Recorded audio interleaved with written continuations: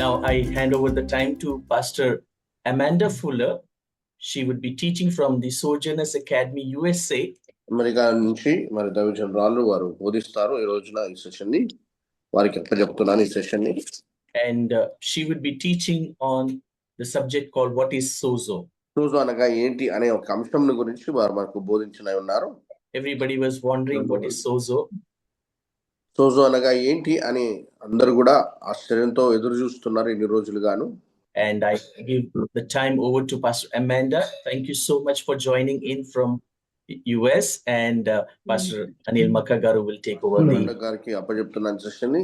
వారికి సెషన్ ని నడిపిస్తారు. మరి పాస్టర్ అనిల్ గారు కూడా మరి ట్రాన్స్లేషన్ చేసి నడిపిస్తారు.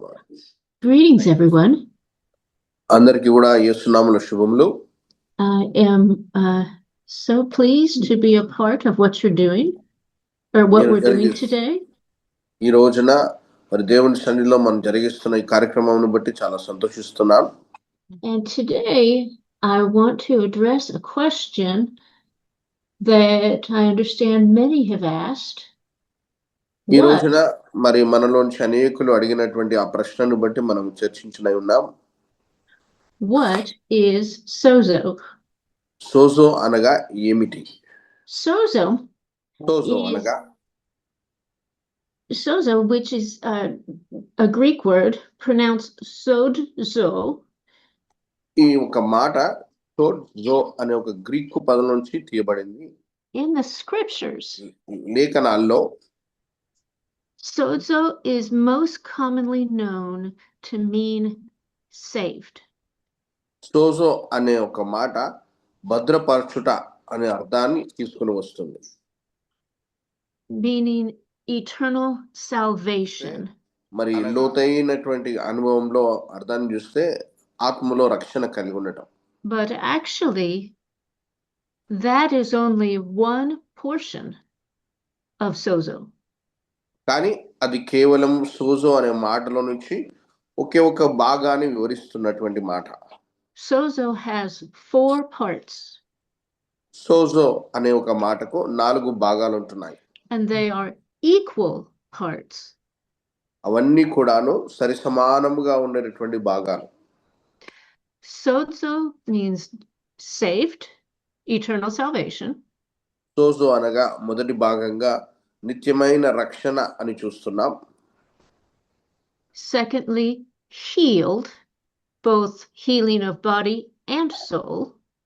రెండవదిగా sozo అనగా రెండవ భాగం స్వస్థత. అవి రెండు ఆత్మీయమైనటువంటి లేదా శారీరకమైనటువంటి స్వస్థత.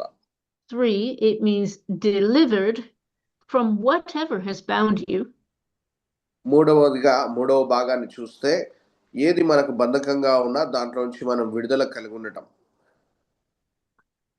And 4th, preserved, divine protection. నాలుగవదిగా సంరక్షణ అనగా దైవికమైనటువంటి సంరక్షణ కలిగి ఉండటం. If any one of these is taken out, it is no longer sozo. ఈ 4 భాగాల నుంచి ఏ భాగమును తొలగించినా ఏ భాగము జరగకపోయినా అది sozo కార్యము కాదు. Pastor, if you would please read Acts 2:47.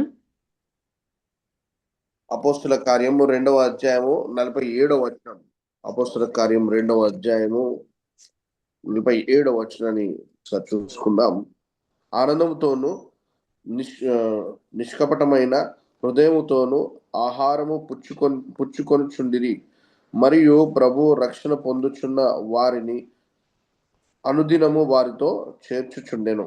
And if you could also read Mark 6:56, please. అలాగనే మార్కు సువార్త 6:56వ వచనాన్ని మనం చూద్దాం. గ్రామములోను పట్టణములలోను పల్లెటూళ్ళలోను ఆయన ఎక్కడ ప్రవేశించనో అక్కడి జనులు రోగులను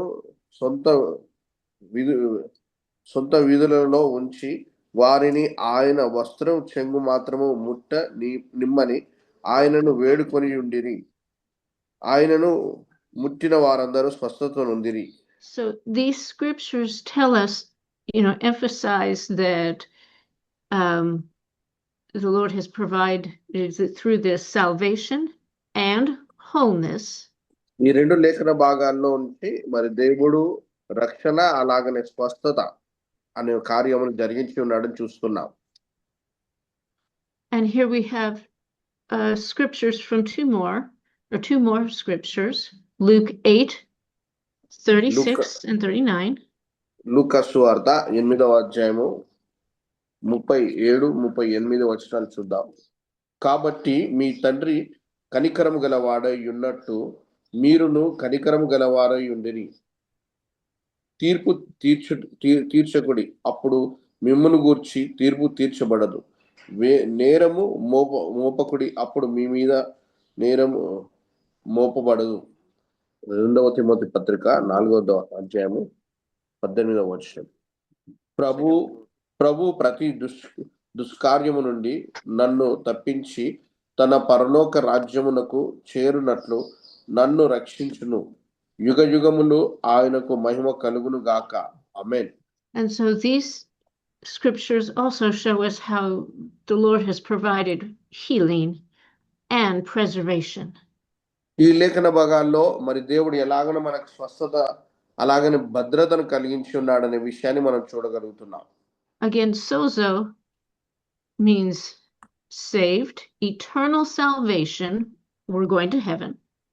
మళ్ళీ 4 భాగాలు మనం చూస్తున్నాం. సోజో అనగా 4 భాగాలు. మొదటి భాగము పరలోకానికి వెళ్ళడం అనగా నిత్యమైన రక్షణ కలిగి ఉండడం మొదటి భాగం.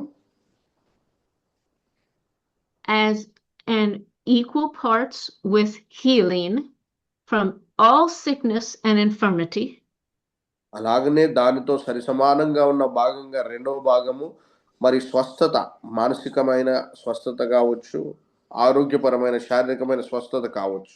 Equally with being delivered, the event of being delivered from whatever has one bound. అలాగనే సరిసమానంగా మూడవ భాగంగా మనకి ఇంతవరకు అపవాది ఏవే బంధకాలు కలిగించాడో ఆ బంధకాల నుంచి విడుదల కలిగి ఉండటం, బంధకాల నుంచి విడుదల కలిగి ఉండటం. And also equally preserved, the continual preservation or protection from evil. అనగా మరి చెడు నుండి, కీడు నుండి నిరంతరమైనటువంటి సంరక్షణ, భద్రత మనం కలిగి ఉండడము 4వ భాగంగా మనం చూస్తున్నాం. And with these sozo trainings we have 3 goals. ఈ సోజో ట్రైనింగ్ ద్వారా మనకి 3 గమ్యాలుగా మనం కలిగి ఉంటున్నాం. 1, to affirm your identity in Christ, who you are in Christ. 3 గురులు కలిగి ఉంటున్నాం. మొదటిది మీరు క్రీస్తునందు ఏమై ఉన్నారు అనే నిశ్చయతను కలిగి ఉండటం. And your authority as a Christian. అలాగనే క్రైస్తవులుగా, దేవుని బిడ్డలుగా మీరు క్రీస్తునందు కలిగి ఉన్న అధికారము. The second goal is to teach the word in such a way. రెండవదిగా దేవుని వాక్యాన్ని బోధించడం, అది కూడాను ఎలాగన బోధించడం అనేది చెప్తారు. That you can apply the truth of the word. మీరు దేవుని యొక్క వాక్యాన్ని అనుసరిస్తూ to your life and the world around you in power and authority. దేవుని యొక్క శక్తి ద్వారా, అధికారము ద్వారా మరి మీరు మీ జీవితాన్ని అలాగనే మీ చుట్టూరుగా ఉన్నటువంటి జీవితాన్ని ప్రభావితం చేసే రీతిగా వాక్యాన్ని బోధించడం రెండవ గురి.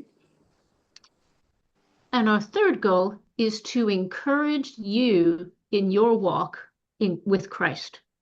మూడవ గురిగా మరి మీరు ప్రభువునందు కలిగి ఉన్నటువంటి మీ నడకను మరి జీవిత విధానాన్ని ప్రోత్సహించడం.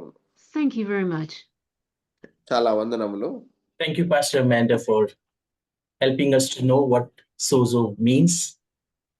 సోజో అనే ఒక అంశాన్ని క్లుప్తంగా చక్కగా వివరించి మాకు బోధించినందుకే వందనాలు పాస్టర్ అమెండా గారు.